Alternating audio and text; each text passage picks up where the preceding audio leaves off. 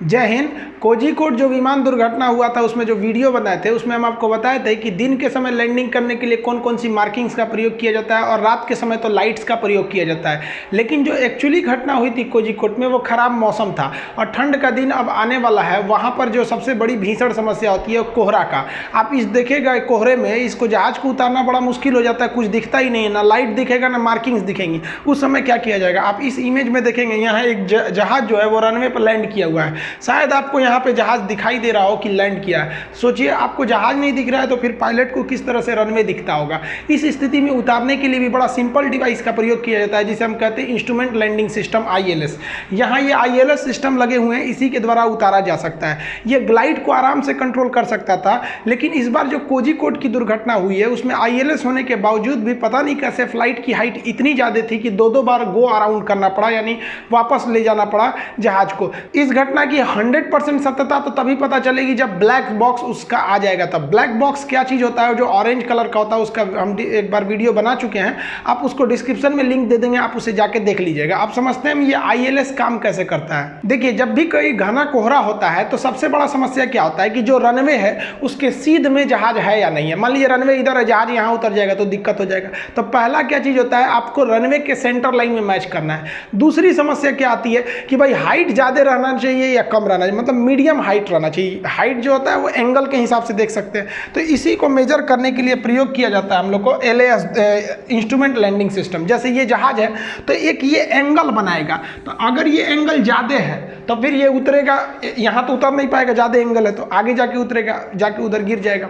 और दूसरा कि मान लीजिए ये इसको इस सीध में उतरना है, उतर जाएगा इस सीध में, तो ये इसी को रोकने के लिए ILS का प्रयोग करते हैं। ILS सिस्टम में मेनली दो चीज़ें होती हैं। एक होता है एंटीना, आप यहाँ से लेकर यहाँ तक देख रहे होंगे ये एंटीना लगे हुए हैं, ये सब एंटीना लगे हुए हैं। ये क्या करता है, यही बताता है कि रनवे के बीचों बीच की जानकारी यही देता है, एकदम बीच में ले आ देता है। इसे हम कहते हैं लोकलाइजर। ये एंटीना हो गया लोकलाइजर। अब यहाँ आप देखेंगे कि एक खड़ा हुआ इस ये शेप में है, यहाँ एक दूसरा एंटीना टाइप का है। ये बताता है ग्लाइड स्लोप कि आप बहुत ज़्यादा हाइट पे हैं, कम कीजिए, या कम रहेगा तो कहेगा कि आप और उठाइए, नहीं तो जाकर पिछला का एरिया पोछिया लड़ जाएगा नीचे, हाइट उठाइए। तो ग्लाइड स्लोप को मैनेज करने के लिए ये होता है। इन दोनों को मिला देते हैं तो उसी को कहते हैं इंस्ट्रूमेंट लैंडिंग सिस्टम ILS। तो ILS दो चीज़ों को से मिलकर बना होता है। और ये जो चीज़ें देख रहे हैं इस तरह से, ये तो फिर हम आपको बताए थे रात में उतारने के काम में आता है। ये तो सेंटर लाइन है, जब मौसम सब सही है तो ये लाइट्स होती हैं जो इसको दिखा देती है कि हाँ यही है। लेकिन खराब मौसम में लाइट दिखाई नहीं देता है, तो ये मत समझिएगा कि ILS का हिस्सा। ये अप्रोच लाइट है, रात में उतारने के काम में आता है। ILS यानी इंस्ट्रूमेंट लैंडिंग सिस्टम का जो पहला डिवाइस होता है लोकलाइजर, वो एंटीना के समान होता है, बहुत ज्यादा मात्रा में पाए जाते हैं ये लोकलाइजर। और ये जो ऐसे लंबा सा खड़ा हुआ है ये होता है आपका ग्लाइड स्लोप। ये दोनों जो है ना फ्रीक्वेंसी छोड़ते हैं, जो 90 से 50 हर्ट्ज की फ्रीक्वेंसी पर छोड़ते हैं, इनकी जो फ्रीक्वेंसी होती है। और ये आगे 5 से 6 किलोमीटर दूर तक ये अपनी फ्रीक्वेंसी को छोड़ते रहते हैं। इसको मौसम से कोई दिक्कत नहीं आने वाला है।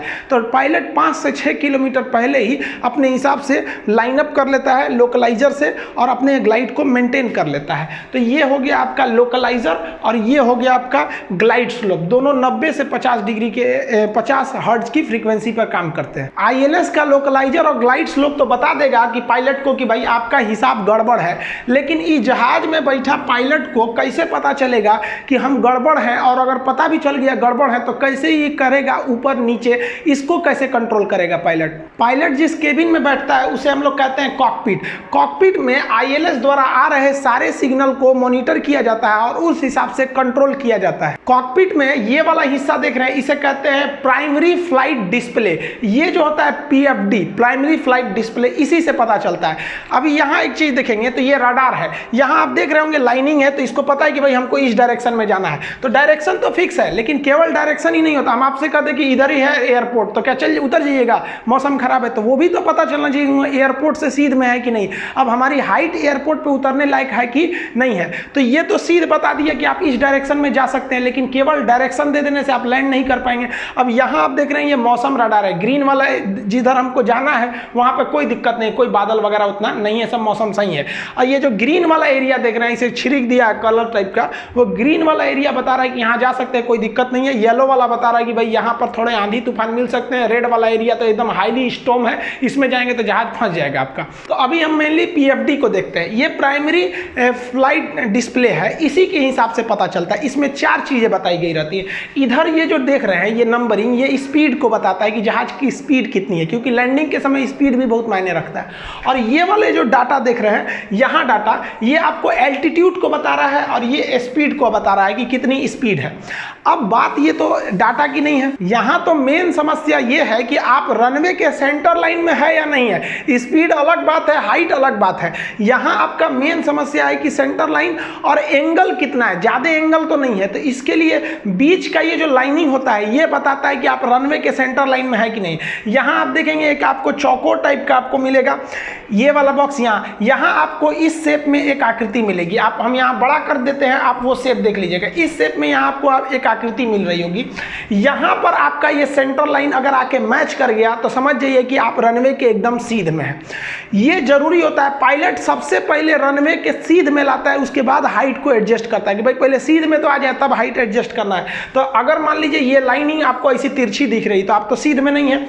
यहाँ पर ये जो इस शेप में दिख रहा है इसके पे ये लाइन आपका कट करना चाहिए।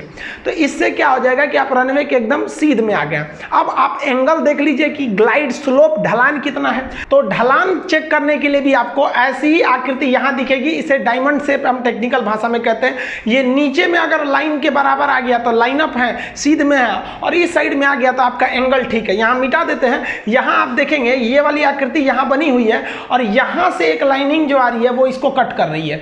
तो अगर ये इसको कट कर दी तो ये एल्टीट्यूड सही है, आपकी ऊंचाई ठीक है। और ये जो लाइनिंग आ रही है ये नीचे वाले डायमंड को कट कर दी तो मतलब आप सीध में है, ये बताता है कि सीध में है। और ये लाइनिंग बताती है कि हाइट पर है। अगर ये दोनों मैच है, यहाँ एकदम बीच में क्रॉस कर दिया तब आपका मौसम कैसे हो रहा है, आराम से ले जाइए। अब बस ये मैच हो गया ना, अब धीरे धीरे हाइट को कम करिए और धीरे धीरे स्पीड को कम करिए। आंख बंदो करते रहेंगे, मतलब आंख तो खोल के रहना है, मतलब आगे कुछ भी नहीं दिखेगा तो कंफर्म जाके आप लैंडिंग करेंगे। ये तो रडार वाला हिस्सा हो गया, ये अलग चीज है। PFD में यहाँ देखिए ये वाला ससुरा उलाटेगा, यहाँ इसका ये मेन जो रनवे का सेंटर लाइन है ये भी मैच नहीं कर रहा है और ये जो ग्लाइड है ये भी मैच नहीं कर रहा है। ये तो गया, हमको लग रहा है ये उड़ाते हुए ही इसका इमेज लिया गया है। हालांकि अगर लैंडिंग के समय ऐसा है तो गड़बड़ है। इसको क्या करना पड़ेगा, सीध में लाना पड़ेगा इस तरह से। तो जहाज का जो यॉक होता है उससे इसको सीध में लाना पड़ेगा। यहाँ देखिए यहाँ पर इसका डायमंड, यहाँ डायमंड इसका त्रिभुज के समान है तो ये यहाँ पर है, मेन सेंटर लाइन भी इसी के से गुजर रहा है तो ये तो ठीक है। यहाँ देखिए यहाँ का जो डायमंड ना बना के यहाँ त्रिभुज बनाया है और यहाँ से जो लाइनिंग है वो इसके सीध में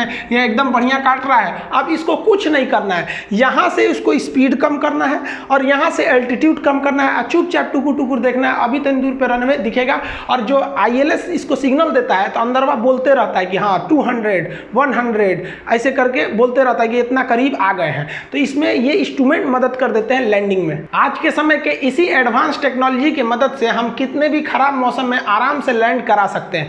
लेकिन इस बार क्या हुआ था अभी ब्लैक बॉक्स के आने के बाद ही इसका पता चलेगा। मिलेंगे नेक्स्ट वीडियो में, तब तक के लिए जय हिंद।